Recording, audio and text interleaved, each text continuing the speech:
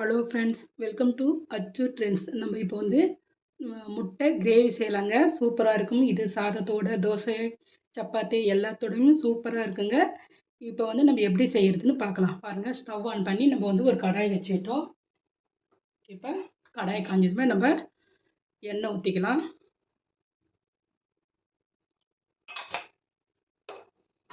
எண்ணெய் காயிட்டோம். பாருங்கள், எண்ணெய் காஞ்சிருச்சு. எண்ணெய் காஞ்சதுமே நம்ம கொஞ்சம் சீரகம் போட்டுக்கிட்டோம். கடுகு கொஞ்சம் போட்டுக்கலாங்க. கொஞ்சமாக கடுகு உளுத்தம்பருப்பு போட்டுக்கலாம். இப்போ வந்து 2 வெங்காயம், ஒரு 4 பல்லு பூண்டு இதெல்லாம் தட்டி வச்சுருக்கேங்க. நம்ம வந்து பூண்டை சேர்த்துக்கலாம். கருவேப்பிலை சேர்த்துக்கலாம். பெரிய வெங்காயம் 2 வெங்காயங்க பொடி பொடியாக கட் பண்ணி வச்சுருக்கோம். வெங்காயத்தையும் சேர்த்துக்கலாங்க.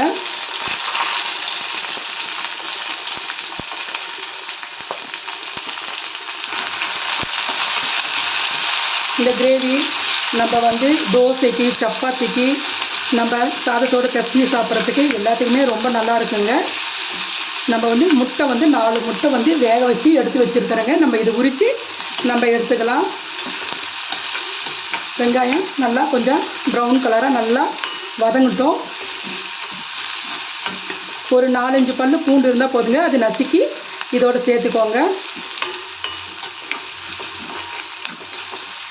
இது சாதத்தோட ரொம்ப நல்லாயிருக்கும். ரொம்ப டேஸ்ட்டாக ரொம்ப நல்லா இருக்குங்க.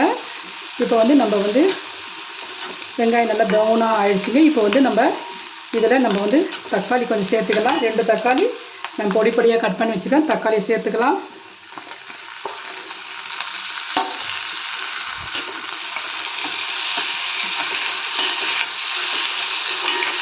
தக்காளி நல்லா கொஞ்சம் வதங்கிட்டு கொஞ்சம் உப்பு சேர்த்துக்கலாம். கொஞ்சமாக பாருங்கள், இதுக்கு தேவையான அளவு உப்பு சேர்த்துட்டோம். நல்லா தக்காளி நல்லா வதங்கிட்டோம். 2 நிமிஷம் வந்து இதை நம்ம வந்து க்ளோஸ் பண்ணி வைக்கலாங்க.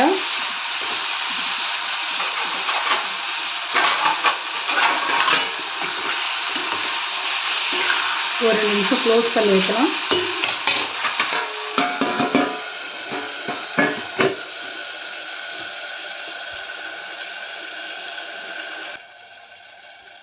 வெங்காயம் தக்காளி வதங்கிருச்சான்னு பார்க்கலாம்.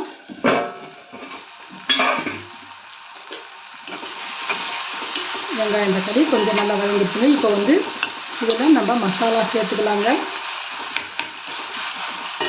மஞ்சத்தூள் கொஞ்சம் சேர்த்துக்கலாம். மஞ்சத்தூள் ஒரு 1/4 ஸ்பூன் மஞ்சத்தூள்,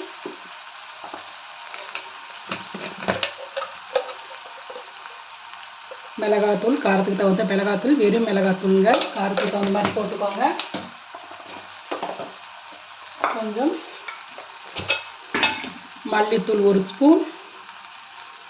ஸ்பூன் மல்லித்தூள்,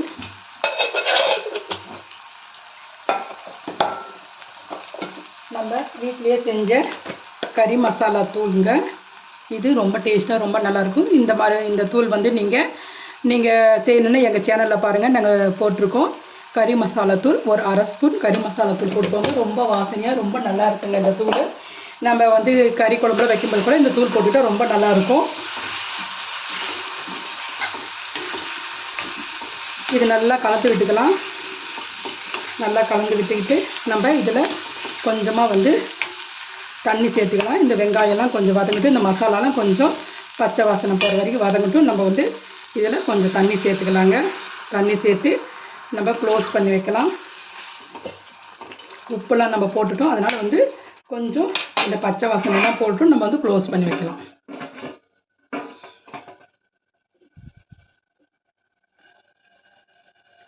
கிரேவி நல்லா பச்சை வாசனை போகிற அளவுக்கு நல்லா கொதிச்சிருச்சுங்க. ஒரு 2 நிமிஷம் நம்ம தண்ணி ஊற்றி கொதிக்க வச்சோம். நல்லா பாருங்கள், கிரேவியெலாம் நல்லா சுண்டிச்சு, பச்சை வாசனையும் போயிடுச்சு. நம்ம இதில் வந்து சும்மா ஒரு 3 பத்தை தேங்காய் வந்து நம்ம பால் எடுத்துருக்கோம். இதை வந்து இதில் சேர்த்துக்கலாம். தேங்காய் பால் தாங்க ரொம்ப டேஸ்ட்டாக இருக்கும். இந்த கிரேவிக்கு தேங்காய் பால் ரொம்ப டேஸ்ட்டாக ரொம்ப நல்லாயிருக்கும். இது 2 நிமிஷம் கொதிக்கிட்டோம். நம்ம வந்து இப்போ முட்டை வந்து பாருங்கள், நம்ம 4 இந்த மாதிரி கட் பண்ணி வச்சுருக்குறோம். முட்டையை வந்து நம்ம இதிலே எப்படியே சேர்த்துக்கலாங்க. காரம்லாம் இந்த முட்டையில் நல்லா ஏறினா ரொம்ப டேஸ்ட்டு ரொம்ப நல்லா இருக்குங்க. நம்ம இது சாதத்தோடு நம்ம தொட்டுட்டு சாப்பிட்லாம். இட்லி, தோசை, பூரி எல்லாத்துக்குமே ரொம்ப நல்லா இருக்குங்க. ரொம்ப நல்லாயிருக்கும். இந்த மாதிரி செஞ்சு பார்த்துட்டு எப்படி இருக்குன்னு எங்கள் சேனலுக்கு கமெண்ட் பண்ணுங்கள், ஷேர் பண்ணுங்கள், சப்ஸ்கிரைப் பண்ண மறந்துடாதீங்க. கிரேவி நல்லா கொஞ்சம் தண்ணி சுண்டுட்டோம்.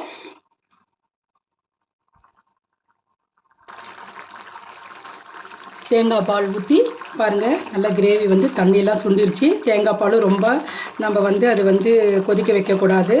பாருங்கள், நல்லா திக்காயிடுச்சு. இந்த அளவுக்கு இருந்தால் நம்ம தோசை, இட்லிக்கு, சப்பாத்தி, பூரி எல்லாத்துக்குமே சாதத்தோடு சாப்பிட எல்லாத்துக்குமே நல்லாயிருக்கும். இப்போ மேலே கொஞ்சம் மல்லித்தழையை போட்டுக்கலாங்க. மல்லித்தழை போட்டு நம்ம ஆஃப் பண்ணிடலாம். சூப்பரான முட்டை தக்காளி கிரேவிங்க, ரொம்ப நல்லாயிருக்கும். இந்த மாதிரி செஞ்சு பாருங்கள். செஞ்சு பார்த்துட்டு எப்படி எங்கள் சேனலுக்கு கமெண்ட் பண்ணுங்கள், ஷேர் பண்ணுங்கள், சப்ஸ்கிரைப் பண்ண மறந்துடாதீங்க. ஓகே, பாய்.